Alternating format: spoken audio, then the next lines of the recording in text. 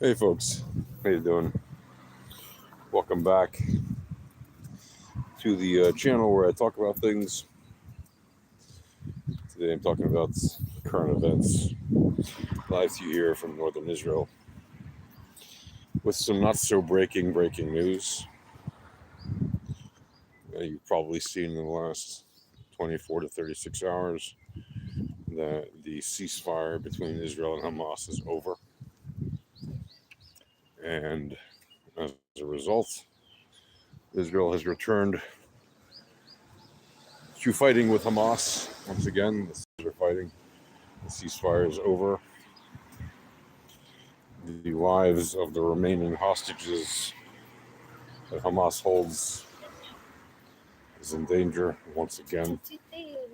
Not that it wasn't during the ceasefire, but it's ever more in danger when they are fighting, obviously. And of course, the Palestinian prisoners that are being held by Israel are obviously not going to be released in any kind of exchange as long as there's fighting. And if the hostages end up all being not alive, well, then those Palestinian prisoners can effectively count on rotting in jail. Because why would Israel release them if just for bodies? We were certainly not in the scale and number that we've released them to date for just bodies, right? So, and they know that, and the Hamas side, just as the Israelis know. And they all make their calculations in their negotiating teams. They've decided for now that fighting is apparently the option to do. Even though the Hamas says they don't want to fight. Well, gee, I wonder why they say that after getting kinetically crushed for 18 months. Of course, they don't want to fight. But you know, FAFO, they say they don't want to fight, but on the other hand, perfectly willing to fight and not release the hostages, which is what causes Israel to fight them in the first place. And they refuse to surrender power, which is the thing that Israel demands of them. And they refuse to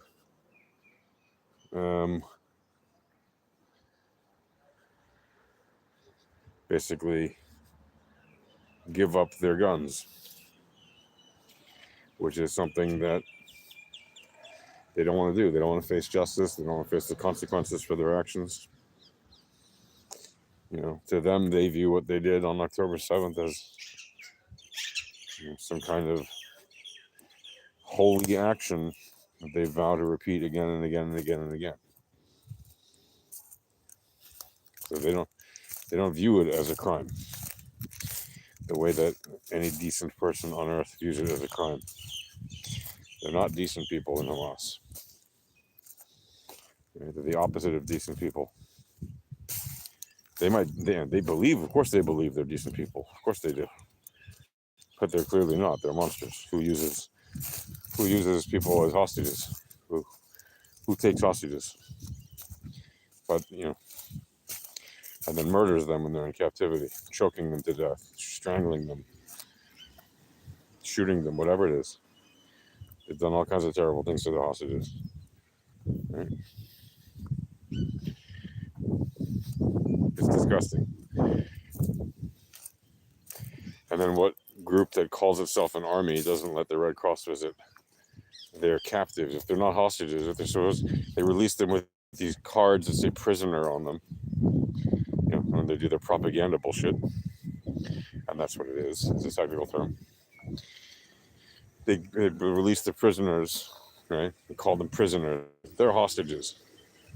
100% they are hostages. They release their so-called prisoners with these little, like, lanyard and card things they put around their neck, like as if they're coming back from some kind of a business conference. No, they're hostages you kept in tunnels, and you treated them worse than you treat rats. And malnourish them, beat them, torture them, do God knows whatever else to them. And we've heard from some of the women that you know, they've done terrible things too.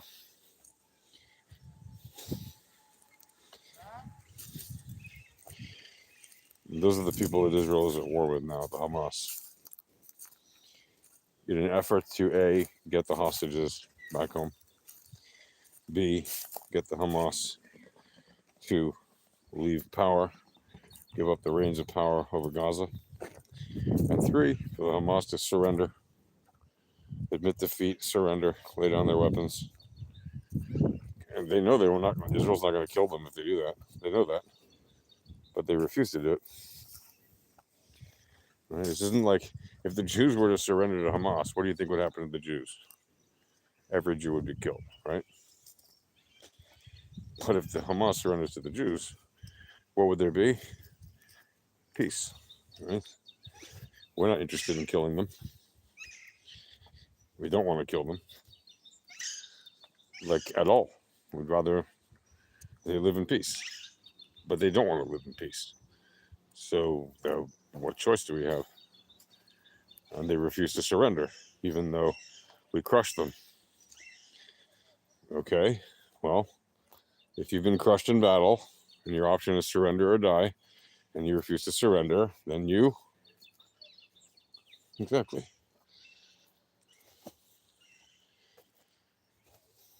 But they refuse to surrender, so Israel doesn't really have a choice.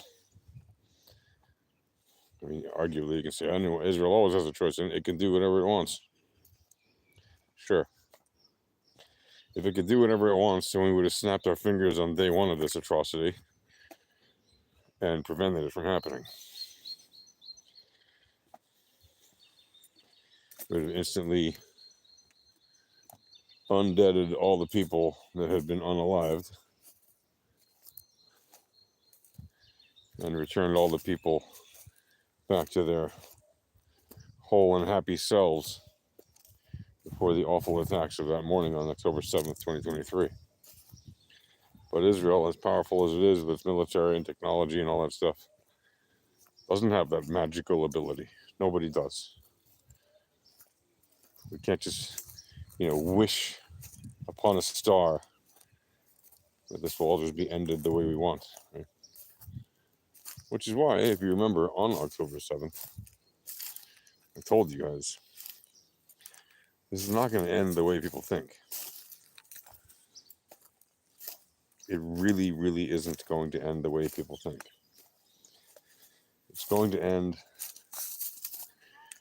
very, very differently. And people aren't necessarily going to like it.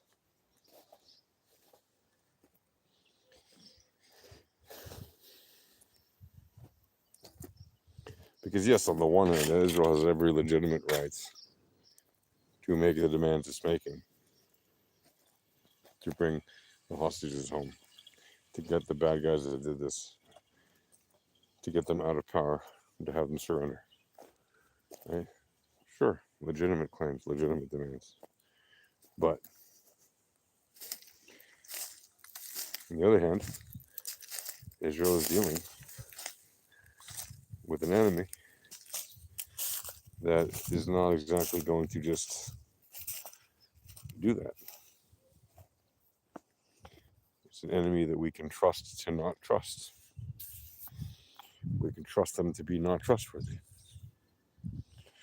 Right? We can trust them to break their word, because that's typically what they do. They normally break their word. Therefore, what do we need to do? Right? We need to have a different kind of thinking out of the box for this approach. Not to the same exact nonsense we've been doing for so long. Right? Because that won't solve the problem. Somebody, if you guys are familiar with the YouTube channel call the traveling class. So he has a Discord. And in there, there's some discussions sometimes. And in there, recently there were some funny discussions about potential workable solutions that are legal and that wouldn't cause more problems from an international diplomacy point of view and from a practical point of view legally in Israel and between Israel and the people that call themselves Palestinians, right? And effectively, at the end of a long discussion, was the idea that Israel basically needs to establish, or not even Israel, a few new states need to be established within this area. So Judea, Samaria, Gaza, potentially in the Golan, some kind of Druze area. And the point of that being, by having these little micronations or mini states, or just small states, right? Or even autonomous regions, whatever they might be, then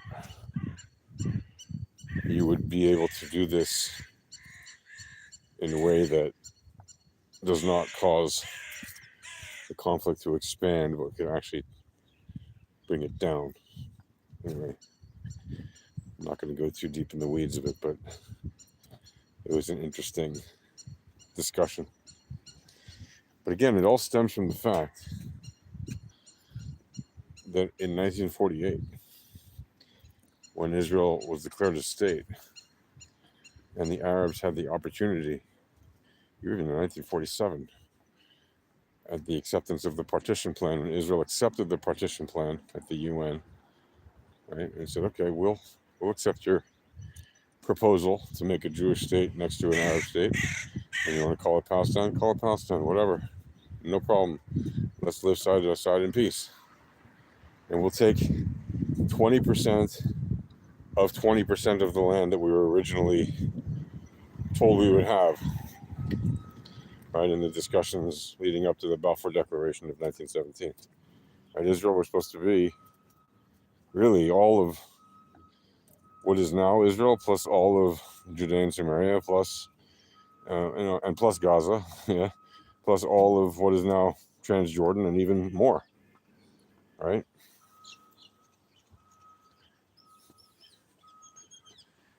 But that's not what happened, because the Sykes-Picot Agreement derailed all that, and the French and British Empire sliced up the map for the purposes of accommodating the local tribes with whom they had been working. And then,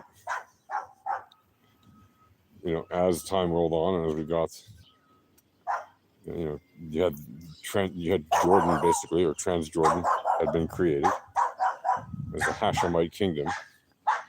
And the Hashemites were, again, a tribe from Saudi Arabia that were just granted all of that land because they had the guns to take it over, at the order of, or at the granting of the British, who told them, yeah, go ahead, take it, it's yours.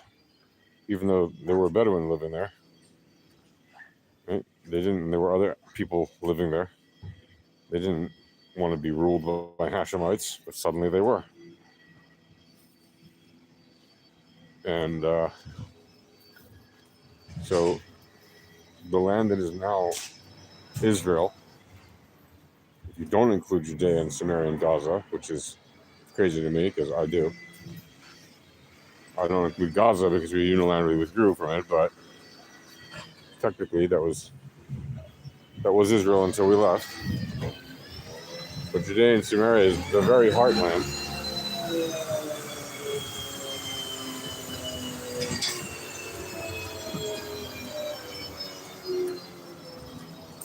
To me, Judea and Samaria will always be the heartland of Israel. Whether people consider it to be Israel or not, it is to me. Like, to living in Israel, it doesn't control Judea fully. What are we even talking about here? It's complete and utter nonsense. You know, if you look historically where the Jewish people lived on this land, the vast overwhelming majority that we actually lived, at the time that we lived on this land, we always had a presence in Judea and Samaria, right? The kingdom of Judea, not the kingdom of the Sharon Valley, right? The Sharon Plain, right? If you think about the fact that most people in this country now live on the plain next to the sea, then you realize how very far we are from the goal of actually establishing a state of Israel on our ancestral homeland, which is largely now occupied by Arabs that call themselves Palestinian. They now live on our land. Even though many of whom, by the way, were imported from other places to work for the French or the British about 100, 120 years ago. Many of them were actually originally Jews who were converted when the Arabs conquered this land hundreds and hundreds of years ago and forced conversion onto everybody that would accept becoming Muslim. Otherwise, they'd be killed or taken as slaves. Yeah. Or forced into some other form of servitude. So,